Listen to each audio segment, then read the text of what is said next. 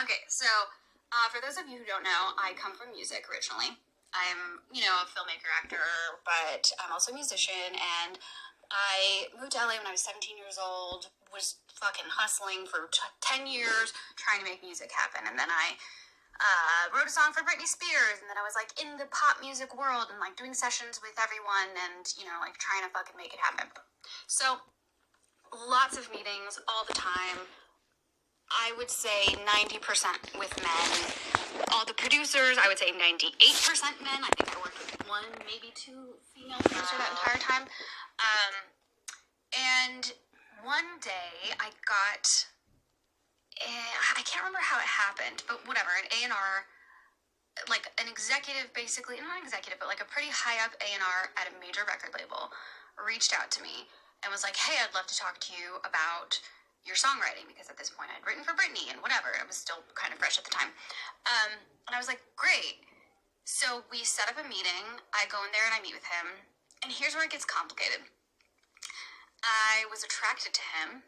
Oh. And there was an obvious, flirtation. There was an obvious, magnetism between us. I left, whatever. I was like, oh, okay, I'm attracted to that person. That's weird. But I didn't think much of it. And then he emailed me again and was like, hey, could you actually come back?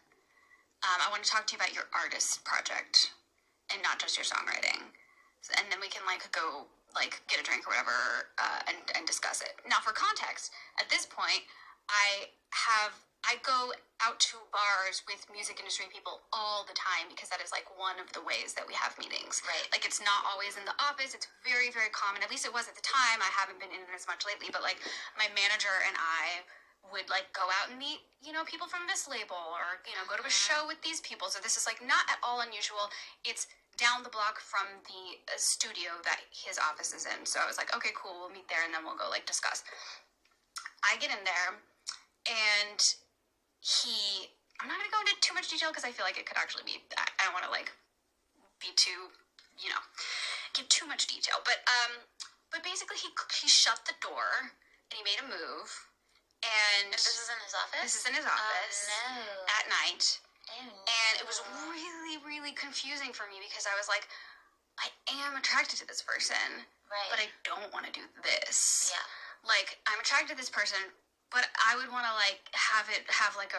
actually get to know each other. And also, should we even do that? Because this is someone who has so much more power than me. And shouldn't we just keep this professional? But I'm attracted to him. And so my body's responding and I don't really know how to react right now. Right. And he, basically what happened in a nutshell is I kept being we should leave. We should go. We should leave. We should go. And he physically blocked the door and prevented me from leaving. Oh, no. Repeatedly. And the encounter ended in him experiencing pleasure and me not. And, it was so humiliating afterward. He, took me to the bathroom and then, sent me away and, kind of made sure nobody saw me. And it was, so just disgusting. Yeah. So, anyway, it took me a long time to come to terms with the fact that that was assault, because I was like, well, I was attracted to him, though. And, and I remember telling my friends afterward and being like, haha, this funny sexual thing happened, and they just looked at me with, their faces had gone white. They were like, that's not that funny, Lola. That sounds like a bad situation. I was like, no, it's fine. What are you talking about? Yeah. Just because a hamburger tastes really good doesn't mean you can't still choke on it and die. Does that make sense? Oh, wow. What a great analogy. Yeah. Oh my God. And then the fucked up part too, which is the part that I usually leave out of the story because people don't understand why this happens. And I actually got into an argument with a guy I was seeing, not my current boyfriend, because my current boyfriend fucking rules. Oh, no. But about this particular thing, which is that this same A&R texted me to hang out again, and I did it. Right. And the reason that I did it, that people really, really struggle with understanding, I think, is if I'm looking at the reason that I did it, I'm like, I didn't want to believe that was the kind of person that he was, and I didn't want to believe that thing had happened to me, because I had already had sexual assault experiences. Right. And so in my mind, I'm like, if I hang out with him again, maybe I will discover that he really likes me for me. And maybe I will find that, like, you know, that thing that felt kind of weird wasn't actually weird. And we're like, you know, this is actually really not, like, fun. And was texting me, like, every single night. So I hung out with him again. Almost the exact same thing happens. And then afterward, he was still texting me every night. I stopped responding to him. Yeah. And then the people that he had set me up in sessions with, there were 2 people, like, producers he had set me up with to write, like, for their artists or whatever, ghosted me. As soon as I ghosted him, they totally disappeared. Coincidence? I don't know. Maybe. But, yeah, it's like... So there are kind of a couple different things at play here. So one, there's this idea that, like, you see someone again after they've harmed you. Why would you do that? Why would you do that? But there's so many reasons why, like, so many ways that we justify to ourselves the pain that we've experienced and, like, don't want to believe it and try to push it away. And I think that is something that happens within cultic groups all the time. Like, and that, in fact, like, my mom talks about this. She, with her, you know, with our prophet, she was like, well, there's no way that someone would lie about this. Like, that, no one is that bad of a person. So I can't accept that. So instead, it's easier to accept that, like, I mean, I'm way oversimplifying it. There were so many factors at play there. He worked so hard on her, wearing her down, so I don't want to downplay that. But, like, one of the many, many dynamics is that you don't want to believe that people are bad. Right. You just don't. Right. It's hard. And you don't want to believe that you're a victim. At least I didn't want to believe that I was a victim. I'm like, no, I am not the kind of person that this stuff happens to anymore. This doesn't happen to me, so therefore this was fun. I had fun. That was fun. Right. You know. Okay, so there's this picture here in Los Angeles. He recently had sex with a woman, and it was very rough. And she texted him, like, I loved it. It was fucking amazing. I recently gave up drugs and alcohol to do BDSM. And we've gotten some DMs from people being like, please don't misrepresent the BDSM community, like, because I've referenced this Dom guy before, they're like, he's not representative of what the community is actually about. And I, thank you for those messages. I think that that's a really important point.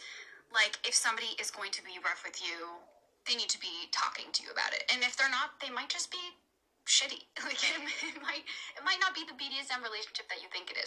This is veering a little bit away from the Hollywood stuff, but I also think it's important. I was in a class last year. I took a psych class, group dynamics class, and every week we'd have to write what was going on in our lives. And there was one girl who wrote about how she has, like, a really kinky BDSM relationship with her boyfriend, but he chained her to the bed all night, and she couldn't escape, and it was really traumatizing, but it's just BDSM. And I was like, I don't think that that's what you think it is. Right. And I actually, she emailed me later for advice, and I did my absolute best I could. I don't know exactly what the right thing to say in that situation is.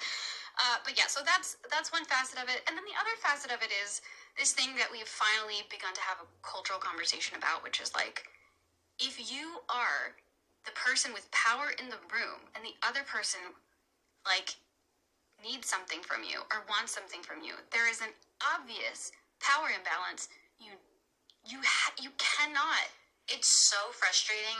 Yeah, I just remember, like, mid-20s, a lot of my guy friends were actors, and a lot of them were on television shows, and a lot of them would have sex with girls who are over 18, but fans of their shows, because they were kind of those kind of shows. And I was just like, these are fans of yours. You're not going to date them. You're going to hurt their feelings. Yeah. Why? Yeah. Literally, why? Yeah. Oh, that one's so tough, because it's like, can you just not hook up with anyone who's so ironic? If you even knew what his name was. Is it like Gentle Whisper or something? And I can't work with someone who's, like, not willing to fully jump in and trust me. So that was a little testimonial from Lola Blank. It did go off scale than what I thought it would be. I should have listened first. But T-Pain comes along and exposes the music business secrets with family sacrifices.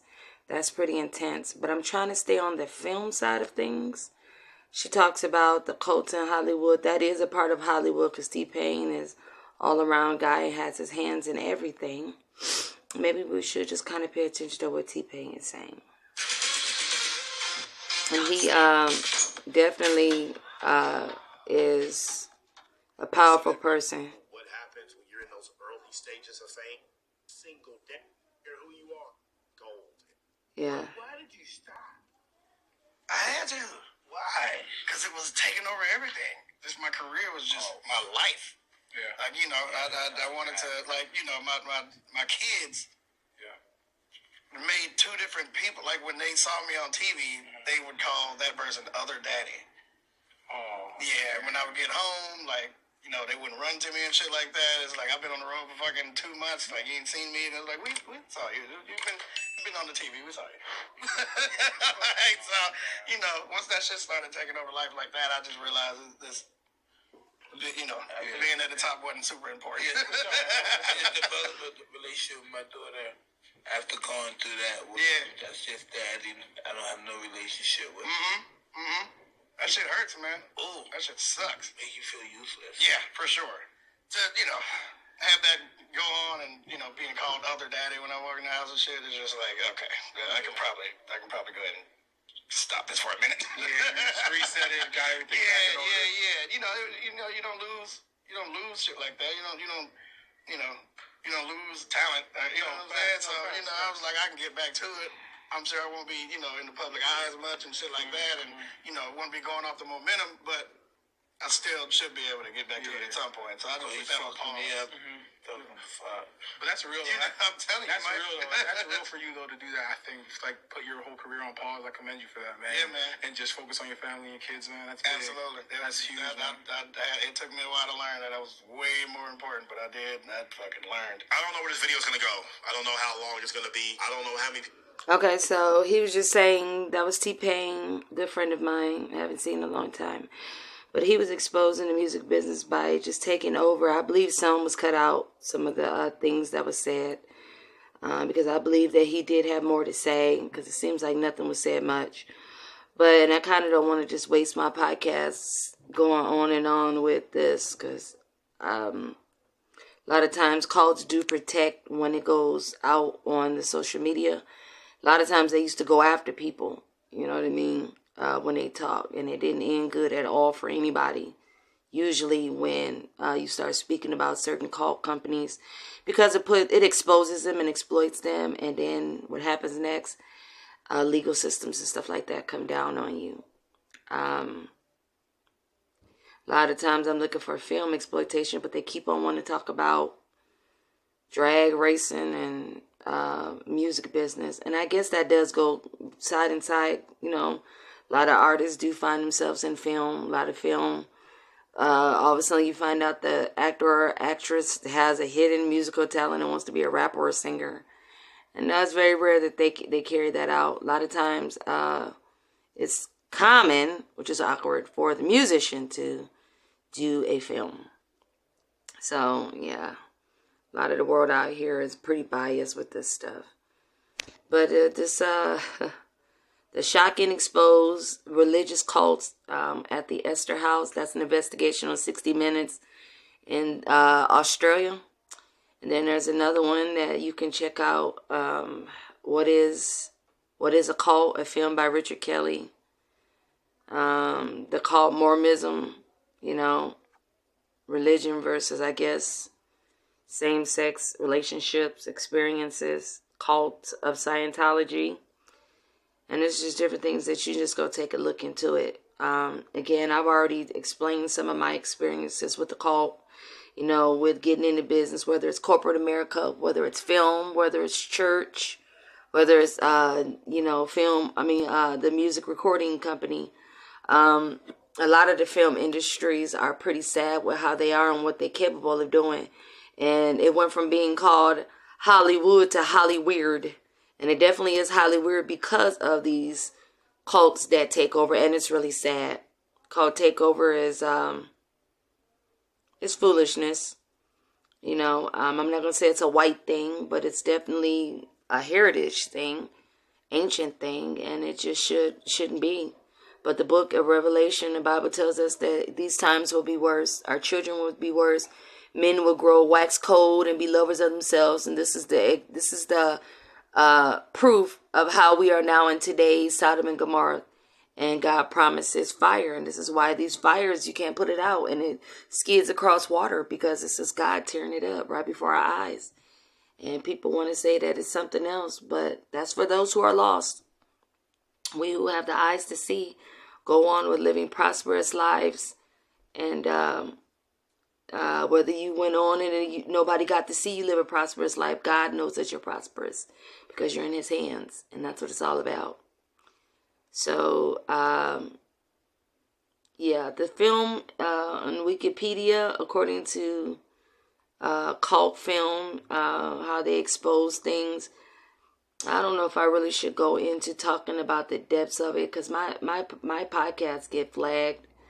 I pretty much get tired of that, and I kind of want to run from it, But I do want to cover that film industry is a pickle mess.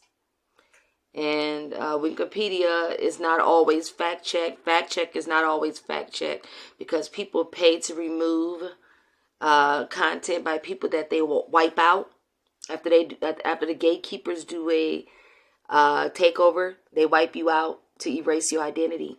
So that's identity theft, conspiracy, and corruption all in one. And worse off, you know what I mean? Most of these dialogues, inclusive definitions, I'm reciting some things from Wikipedia. The studio production, box office bombs, exclusive focus on obscure transgressive films shunned by mainstream. A lot of times, back in the day that I really did appreciate that they did is, my grandmother's time and before that. Everything was like it is now, like she said. She said it was no different. And even in her mother's time, which would be my great-grandmother, who are not here, And my great-grandmother is not here, but my grandmother is still living. Both of them. They respected what they showed on TV. You respected what you listened to. Everything pretty much was clean. You didn't really hear or see people doing provocative exploitation things. You did, but you didn't. It was very rare. People were in the house at a certain time. Police was on the street. They cleaned up the streets until later, I believe the late 60s or 60s, 70s, when people started taking out the cops. When demons got real, when these cults took over the streets and drugs and freedom of speech. It didn't just come with Elon Musk on Twitter. Nope, it been here. It just was reforms and amendments and the Constitution put in place that respect was a big thing. You had to respect, the white people. That was still out there. You had to respect your elders. That was so. And then you respected your schools. There was prayer in the schools, in restaurants, churches. Sometimes in houses, in the yard, you see people standing praying. You don't see things like that anymore. Everything is so sacred. Or we have taken the beauty out of things. That's why I like old films. And I try to show my daughter that. And when I show her old certain things, she was like, oh my God, wow, really? Because they are now exploited with everything. Everything is so derogatory. Like she said, Mom, a scary movie, like back in the 80s and 70s and 90s, our scary movies is not like their scary movies. And she explains to me, my today, modern day, 2024 child, who is 14, 15 years old, says, let me tell you something. It got to be gruesome. It got to be basically bloodshed. It got to be like really just like horrible. That's demonic. So that's the time that we live in. So imagine if that's how the kids are in this generation today. Think about how strong the demons are. Think about the Travis Scott concert and what people had on video happening. That's where we are. The purple lights on the streets, the tunnels, the bunkers that steal and sacrifice and experiment on the children and adults and loved ones that come up missing. The term cult itself was from the 1970s, underground films, midnight movies. Analysts for decades prior to that. There was a movie called Plan 9 from Outer Space, and this is them really experimenting. Illuminati cults, going crazy. And this was, I guess it was popular back then, but it was stupid. Suppressed films kept alive by dedicated fans who were weird, had acquired cult followings. A lot of them were in cults. Supremacists, weird black folks who want to get in and fit in became supremacists, black, cultural supremacists. Our overseas culture who is twisted, westernization, witchcraft doers, just weird whacked out stuff. Mexico, Brazilian, just all these whacked out places. Maybe Israel and India. Just witchcraft is everywhere. It's not a skin color thing. It's a demon mental thing. You just gotta say no. Regular fixtures on cable TV, profitable sellers, have inspired film festivals. Cult films can both appeal to specific subcultures, to form subcultures, other media references. Cult films identify demographics and desire, attract, and offer savvy fans to the opportunity to demonstrate their knowledge. But what they're doing is they're collecting your energy, your thoughts, your words, so that they can learn how to navigate with what box office critics say versus the people. And back then we didn't have social media, but you would go out on the street and you would listen, and you would record. You would use the recorders, similar to podcasts. But it was a lot different still. And you would go to radio and you would talk about it just like they do in podcasts. And that was our social media, things like that. Paperwork, writing it down, going and getting surveys, that was how we did information, and so that speaks about my age. But yeah, it was frequently break, cultural tattoo, many feature excessive displays of violence, gore, sexual profanity in the 70s, combinations of everything. And it led to controversy, censorship, outright bans. So they were still fighting for respect from the 50s and the 60s era, grandma and grandpa days, to say, wait a minute, no. It's already bad enough that it's going on behind the closed doors and under bunkers. And then, we can't do this. We got to save our nation. We got to save our kids. But guess what? The book of Revelation tells us it's going to get worse, and it has, and it's going to continue. This led to frivolous and incompetent critics, films that failed to attract, and the amounts of controversy they face for resistance when labeled as cult films. Even in the stores, they shoved it different, or they had it in the back. That's how they respected films. You would have to ask for them to go in the back and get it and bring it to you, or maybe go around to the back to get it. Now they don't do that anymore. You see a set of boobs and vagina and penis right on the cover, and your baby's stuck in the aisle, almost about to get kidnapped and everything, staring at it. That's bad.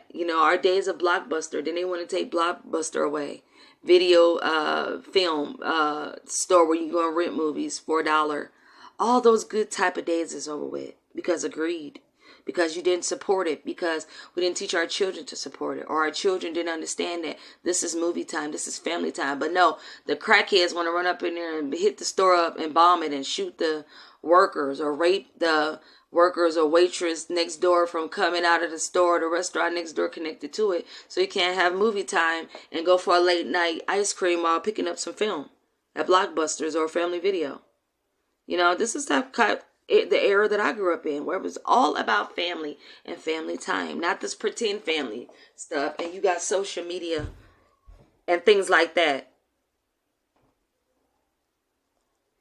Fans of these films often improvise on films' niche appeal to reject the more popular aspect. Fans who like films or wrong reasons perceive elements that represent mainstream appeal and marketing often be ostracized and ridiculed. Fans who astray from accepted subcultural scripts experienced in similar rejection. 1970s cult, popular increasingly films that could have limit to obscure cult followings. because it cost, Illuminati was out there heavy and strong. You know, they're in the streets, you know, junkies passing film around. People are getting possessed, you know, by the film, from the music industry, the songs that are playing on it. And so they witchcraft it, voodoos, rituals, and sacrifices. Sacrificing the people, you know, groupies, and, it's, you know, it's hippies, and it's just sad. You know, Gothic kids at this time, you know, corruption of church. So it was a persistent of these things happening, capable of breaking into the mainstream. Some had good potential film, but was just doing too much, like they are now. Here comes, well, I really stopped watching films, certain films, is the Paranormal Activity ones. Oh, no. Mm-mm. Because that gets out, it steps out of that film right into your house, right into your mind, right into your spirit. Because it's designed that way.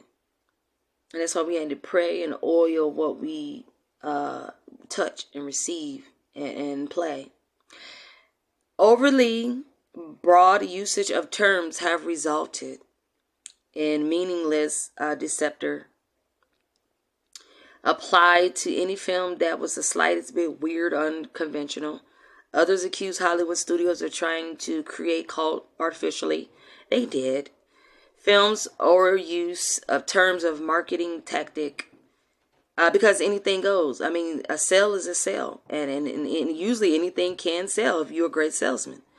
Modern films are frequently stated to be instant cult classics before they are released. Some films are acquired massive, quick cult followings, owning advertisements and posts made by fans spreading viral through social media in this day and time, because then it wasn't no social media. Easy access to these cult films and video on demand, which they book. See, you're always going to have a shyster somewhere. They started stealing from CDs, and hackers learning with the technology and made things really worse.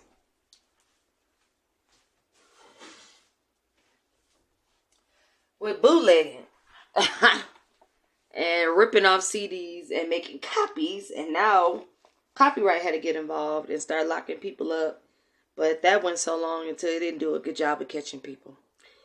And peer-to-peer file sharing has led some critics to pronounce the death of cult film.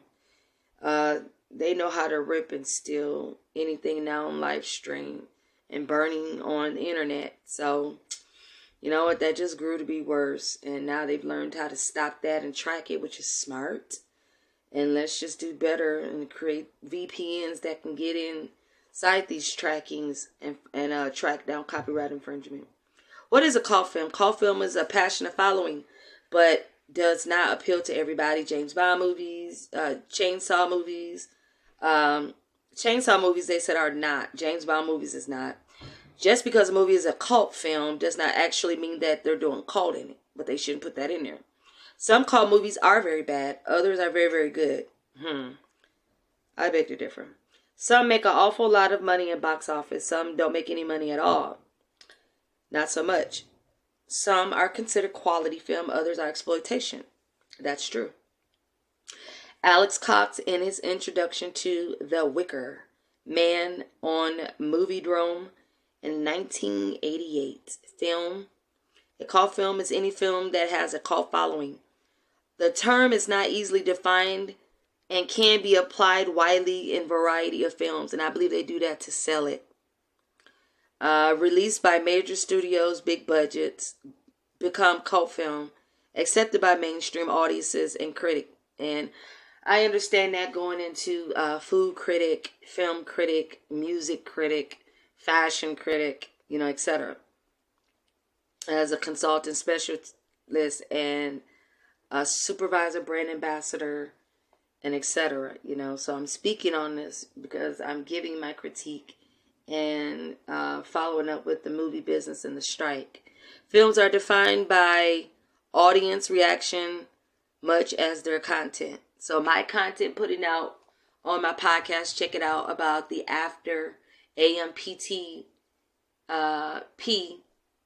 union government societies, publishing companies, record companies that went on a strike, and we beat them. We won. We got together, and we wasn't going for it. Higher up got together with the people, with the union members, and I am indeed. And so I really had to make say so, because I was hit in every way, in the worst way, you know.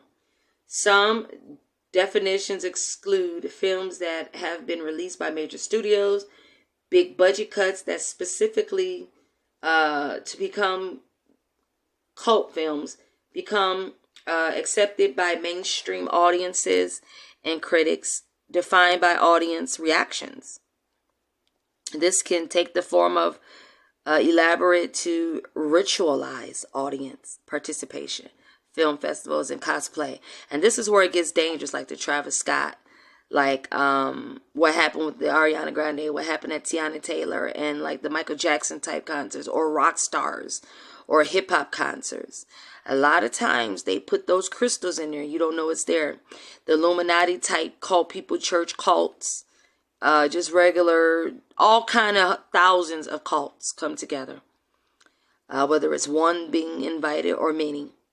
Spiritual advisors, yoga masters, most of them do witchcraft. It's all witchcraft in a form of witchcraft. And it brings up and it conjures up the portals, and it opens up hell. And you are sucked in. You become stiff. You can't move. It messes with your mind first. Then you start feeling touching.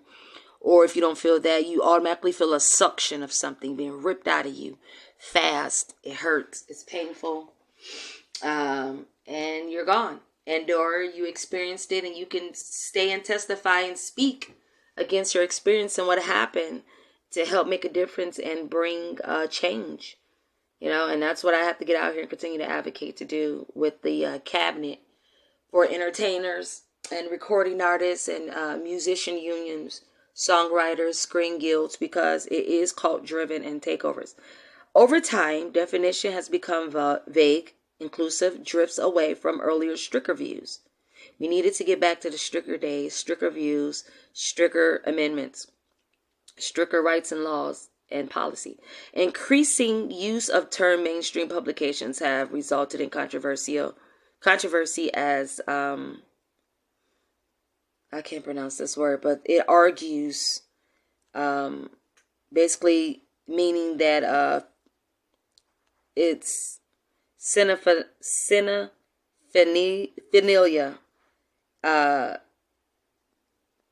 it often not just a source of entertainment for a critical point of view. It's about film theory, film criticism, the passionate interest, speaking about it. It's a four ancient Greek word for love, according to Wikipedia. A person that is passionate about cinema calls it cinephilia. So yeah, that's interesting. And then there's different breakdowns of international, different foreign languages, different terms of what it means in French and other countries. So despite of transparent meaning, the term resists ready, shared understanding. So this is breaking it down more. It's described by various higher up people in the industry that break it down on a more thesis, and you can look up Wikipedia for that breakdown of that word. And it says the definitive essence of cinephilia is a culture of discarded that prefers intellectual coherence, none of evident, non-standard, a minor. Yeah, but I don't agree with that, because when you're doing cults, that's not just something not minor. That's big. You're messing with people's soul, spirit, their mind. And, that's not cool. It's not cool at all. It's dangerous. It's against God. It's against the Bible. That's not cool at all. It's unhealthy for your house, for your children. And as I don't recommend that at all. I want us to be careful with what we bring in our house. Film, jewelry, people, relationships, conversations, because it all matters. But back to the argument of cinephilias. The term that becomes meaningless, elastic, catch off, anything slightly maverick or strange, academic, has criticized the term itself by being a weak concept. Subjectively, different groups inherit these films of their own terms. And we don't got time to keep stretching on that. But feminist scholars Joanne Hollins causes films with large female cult followings to be perceived as mainstream and not transgressive. And then there's the gay films, there's the porn, there's the not so porn, where it's not just sex all through. There's marriage, storytelling, the adventures, and falling in love and finding love. But it's just exposing some sex scenes in it, you know. And I just call that an average movie. But there's academic Mike Gant that says cult has become decontextualized when studied as a group. Criticizes the culture modification, and then more people keeps repeating that and saying that which is repeatedly repeating the same thing. Demographic appeals to conventional moviegoers, mainstreaming the cult films.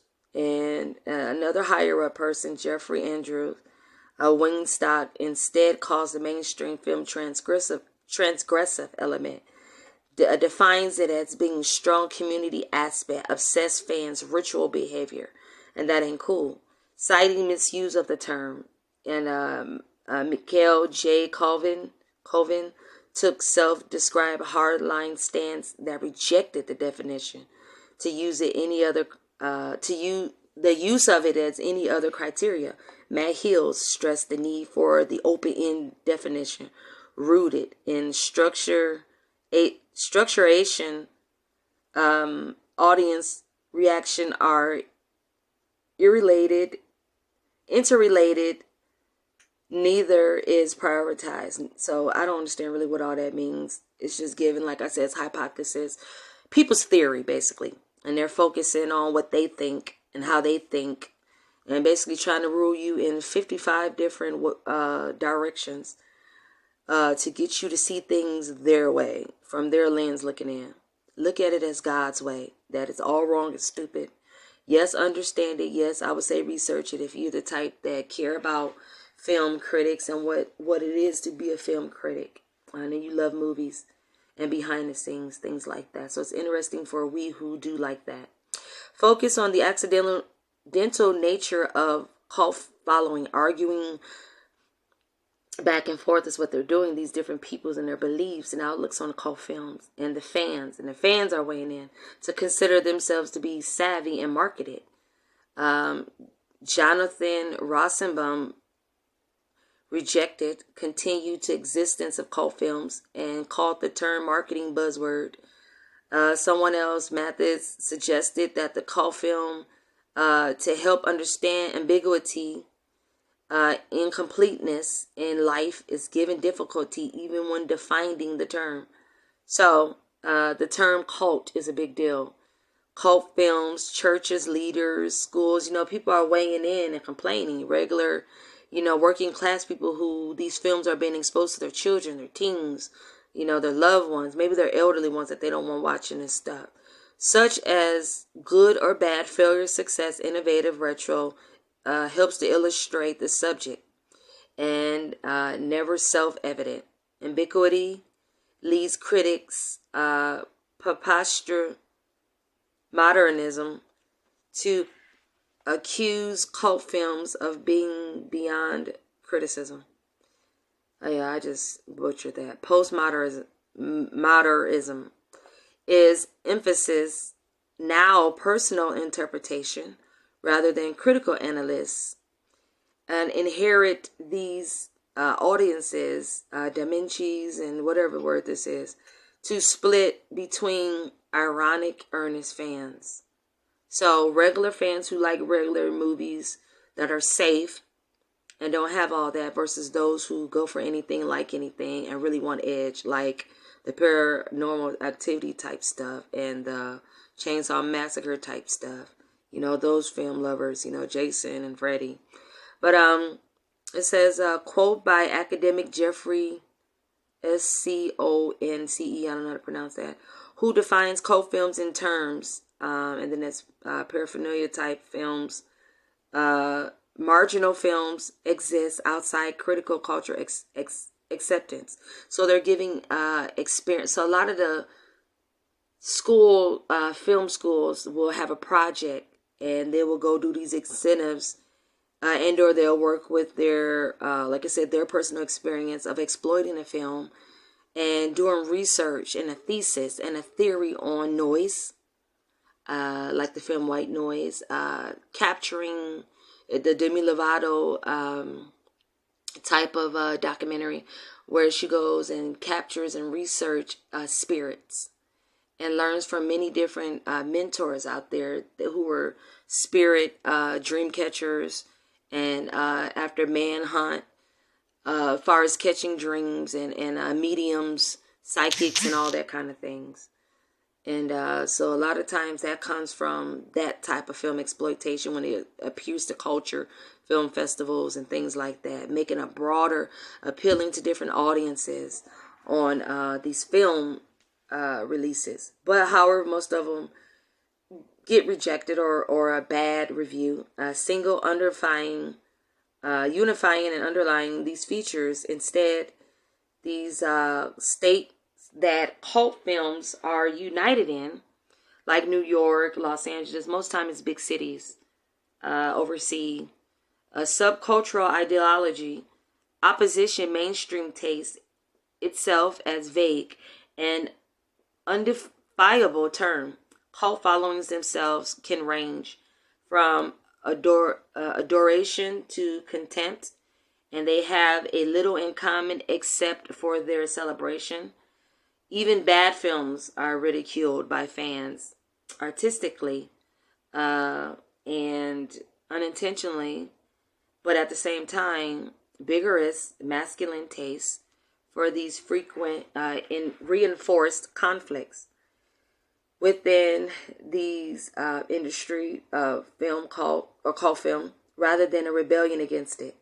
The results, anti-academic bias, despite of the use of these methodologies, and it contradicts exist in many subcultures, though, which is foreign countries that practice it openly in their streets. But a lot of these foreign countries, with my reading and catching up, as well as my experience in traveling the world, people are stoned to death. They're killed. They're shot. They're sent to prison for practicing this, because a lot follow the gospel, the doctrine, whatever that religion may be. That a lot of these foreign countries do not actually allow this, and this is why it's so broad in America, which is a shame, and why America is hit with so much demonic, and it's so easy to open up the portals here and become, and why, Constitution and Confederation and all this stuff, hate crimes, anything demonic continues, and these devils celebrating in these Illuminati cult type things, church cults, because gay, churches, the popes and, these type of higher up priests, sexually molesting these kids and boy bands and boy choirs in these churches, because anything goes in America and it shouldn't. These non-conformity is co-opt these dominant forces such as Hollywood, California, Los Angeles, etc. marketed these mainstreams. That's what I was just saying. Xavier Medic also defines cult films as opposing mainstream. Proposes these films can become a cult, virtual, their genre content, if they are transgressive. Due to the rejection of mainstream appeal, Medic says that these cult films can be more creative and political. And, well, see, cult is in creativity. They put the purple lights in the streets and in the regular neighborhood now. So now cults are available when you step outside your door, which is going to be Stepford Wives in a minute. And or Planet 51. Times of a relative political instability produces more interesting films. Get out of America. Go somewhere else. Get your passports and get out of here. Cult films have existed since the early days of cinema. And you can just go read more about that. I'm 44 minutes into the show, but this film goes a long way. Pearl White, William S. Hart, Charlie Chaplin describes dissent in popular rituals, and it's been early since 1922, Dracula, is when it really got bad for us. So I had a call come in, I had to take that. So, Dracula, the Stoker, Bram, widow was sued the production company, and it drove it to bankruptcy. So behind the scenes, people don't understand what goes on in the film behind the scenes with controversies of making movies, using people's names, sampling things. It's just like the recording business, even as so much as what is that word where you write plagiarism? Am I saying it right? To write and say something's yours that it's not. Or you don't say it's yours, but you don't give the author that wrote the paper or the book or the document their credit. So, yeah, you could be sued by this stuff. It's good to research before you get involved in anything. And I always tell everybody when I was working in the business as Sonya, the life coach, let me tell you something. And I would give my recording contracts out because I have a legal background in studying clause and contracts, and I specialized in that, in negotiating contracts. Do the course. Take some educational background anyway. It goes a long ways. It's better to know as much as you can than nothing at all. And be surprised at the table. And don't ever be quick to sign anything. But back to the film, this cult mess, back in 1922, it was illegal bootlegs. So see, this stuff was just happening crazy. The Marx Brothers making an early cult film. These copies of films were destroyed, the Dracula copies. Following that, circulated illegal bootlegs. Academic Chuck Kleinigans identifies Marx Brothers as making early cult films. Releases golden age of Hollywood, where playing critics and audiences regulated the cult status. The Night of Hunter, 1955, was a film, cult film. And this was years quoted often and championed by fans. Before it was a reassessed, important and influential classic during this time. Exploitation was happening then. In the European exploitation art films marketed, although critics like Pauline Kael and Arthur Knight argued against arbitrary divisions into high and low culture. So American films settled rigid genres, continue to push these European art films, and these exploitative art films would go to influence American cult films. Protect me, Lord. Protect this house. In Jesus' name. But yes, I got a vibe at the price. Sometimes I do that. These early exploitation films encouraged audiences' participation, influenced by live theater, and I think that says Vanderbilt. I don't exactly know what that means. It's an experience, Alamo Drafthouse Cinema Scope, and it was Archives, ISSN book number 1465-9166, and it was the original. It was publication was June 22nd, 2013, and retrieved on June 4th of 2013. David Donna, 2011, Cultivating the Cult Experience at the Alamo Drafthouse Cinema. So that's some text content you can go and look up. The term cult itself was an outgrowth movement used in the 1970s through cult bin. It had been used for decades in films. Analysts behind the scenes, they weren't at the forefront. It was private. But then it went positive and negative. You can't mix good and evil, These films were concerned with cultural significance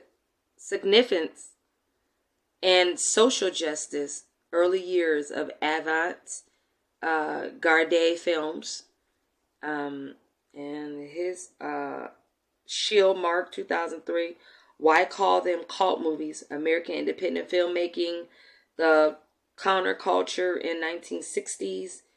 Scope University University of Nottingham, May 2003, ISSN article number, book number 1465-9166, archives from the original. And so you can go look that up. 1975, the finally found the audience several years after its release. Eventually, rise of home videos would marginalize midnight movies, and I talked about that early. Blockbuster and Family Video, which many directors joined. Independent film scene went back underground. Home video would give a second life to box office flop as positive word of mouth, and then they came out with Redbox and etc. Now we have social media online like Prime Video, Amazon Prime, and just all this other streaming stuff like Tubi. So the word of mouth, excessive replay cable television developed an appreciative audience, so they expanded and observed, replay, and study. For an example, Beastmaster, 1982, the year I was born, despite its failure at the box office, became the most played movies in American cable television. So, Brown David, September 10th, 1993, Why the Beastmaster, Entertainment Weekly, number 186, and then there's another one for fact check. Hicks Chris, August 28th, 1991, Beastmaster actor has kept busy. The Desert News, archives from the original, May 24th, 2018. And they, back to the article. So it says, the American cable television, as it expanded, that developed into cult film, home video television broadcast, greeted the hospitality. Joan Holland states that they were seen as turning cult films mainstream, in effect feminizing them, opening them, distracted passive audiences as she sits on the stage speaking. But there's Julianne Moore and Jeff Bridges. We've seen their movies at the Lebowski Fest in 2011. And you can check out that on social media. You can run that on my platform, YouTube. Releases from these major studios. That was in 1998, I believe. Big Lebowski was distributed by Universal Studios. Can become cult films when they fail the box office, developing following through reissue, such as midnight movies, festivals, home videos, Hollywood film, due to their nature, most likely to attract the attention, leads mainstreaming effect of cult culture. Major studios behind them, financially, unsuccessful films can be re-released multiple times. That's what's been happening with my film as well. Releasing them a lot overseas. Gatekeepers go and get them and bring them over here. You think you're watching it for the first time, you're not. Which plays into trend to capture audiences through repetitious reissues. And that's what's been happening out in Hollywood. The constant use of profanity, drugs, otherwise mainstream, Hollywood films such as Big Lebowski, alienate critic audiences and lead to large cult followings, open-minded demographics, whereas anything goes, which is not good. Now often associated with cult films such as Wall Street Bankers and Professional Soldiers. Compare mainstream films that can satisfy traditional demands of cult film, perceived by fans a niche, uncommercial. Discussing these reputable making cult films, Bollywood director, I can't pronounce this name, but I'll spell it, Anurag, last name Kashyap, said, I didn't set out to make the cult film. I wanted to make the box office hit. And writing that cult cinema, academics Ernest Mathis, Jamie Septon states this acceptance of mainstream culture commercialized, not out of character.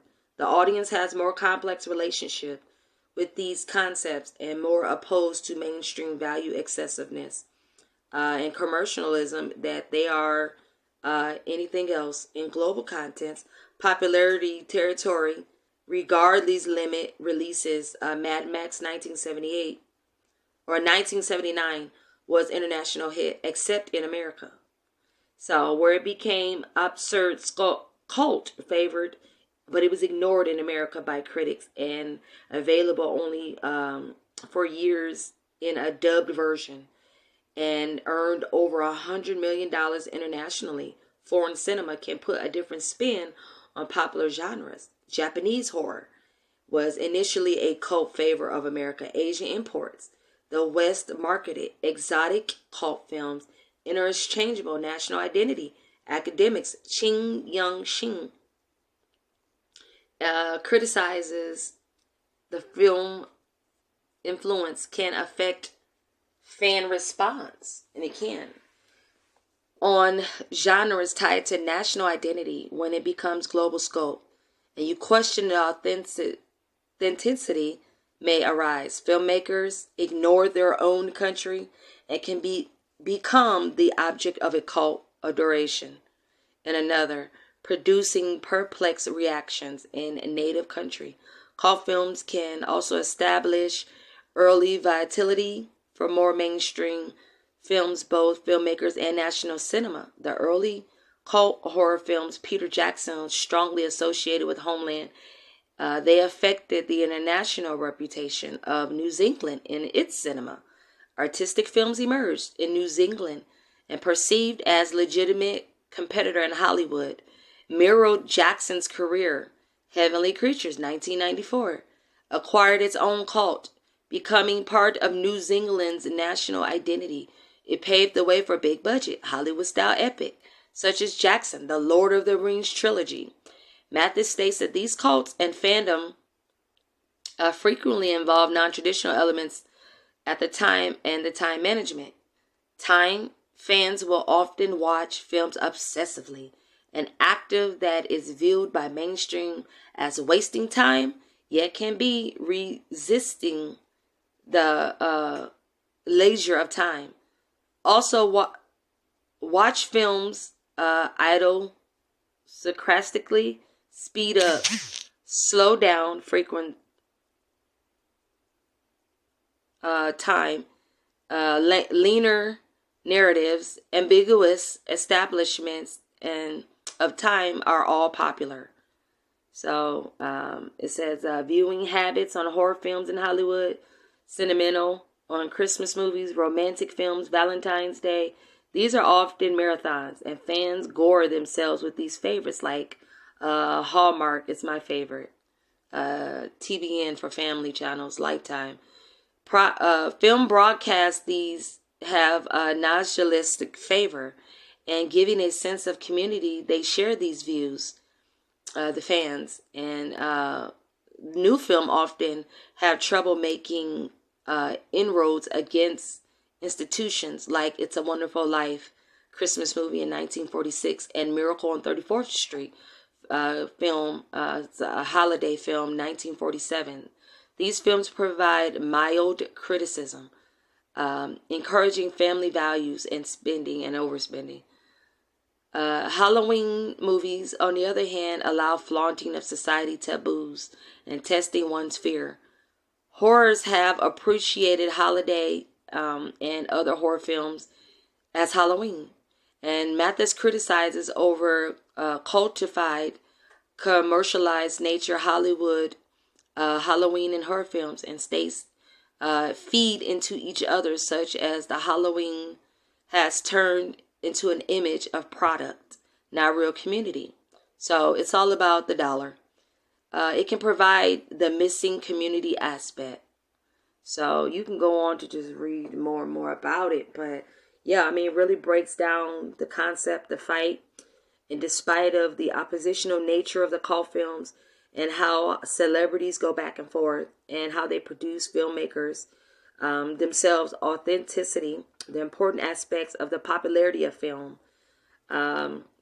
associated with these iconic roles, like Tim Curry, despite his acknowledgement on the term cult and the range of actor being cast in these films, he achieved the fame of the Rocky Horror Picture Show.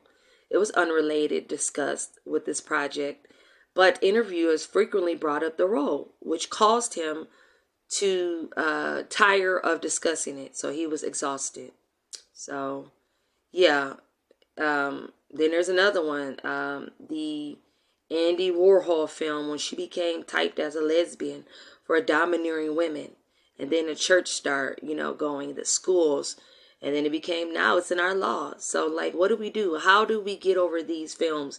The terms, what to watch, what's good for our kids to watch, what's not to watch, and you can go and follow up more on this, on mainstream and cult traps and these directors and their reputation and being in Hollywood, cast and talent and gunshots going off, and people being murdered on the scene, and all the way to abductions and being drugged and just hostile takeover on the film, puppeteering screenplay, being possessed in the screenplay. Tyler Perry accused of raping and gulping and graping and drugging males for a film and having to do gruesome things.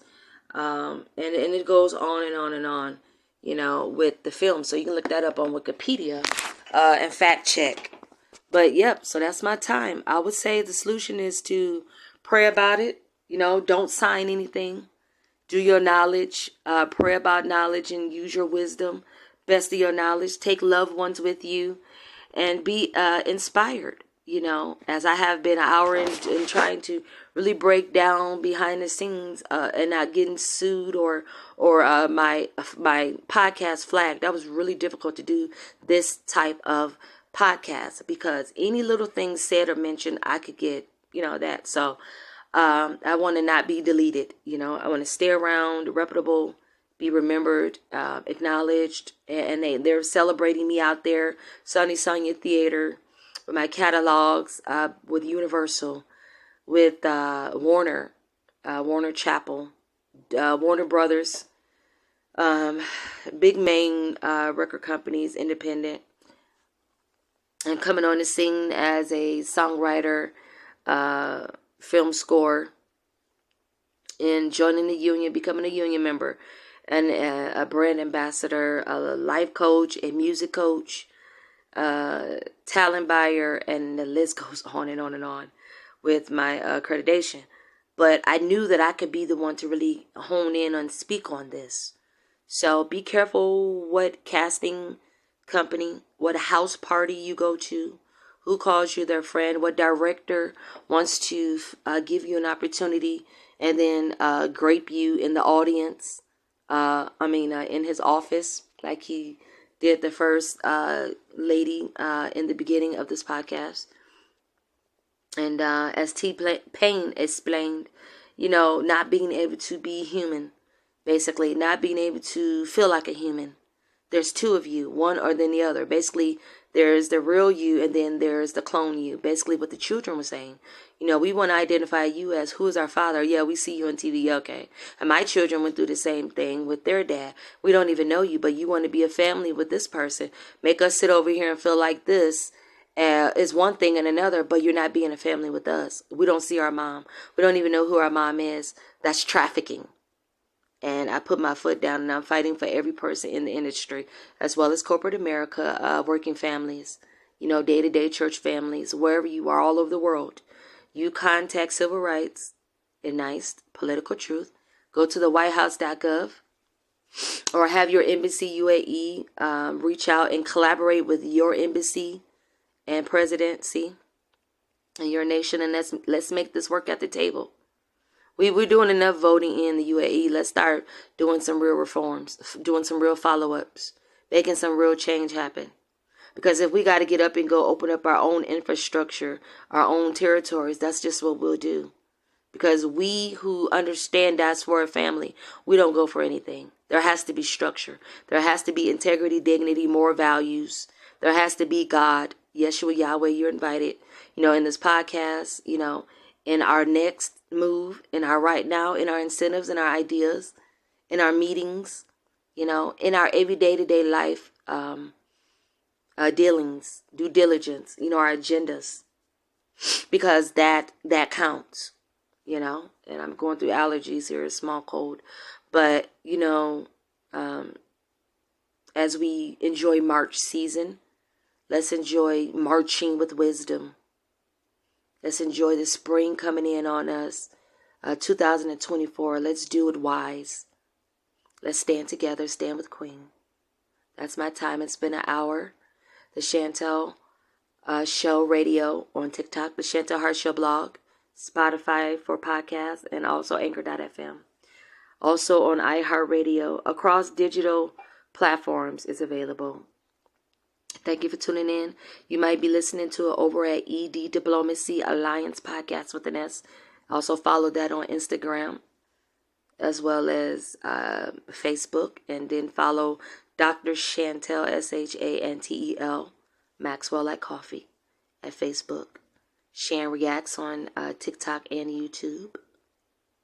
And go for there. Thanks for all the support at S. Hard Ties, Chantel Hopton on YouTube. I no longer work those YouTube channels.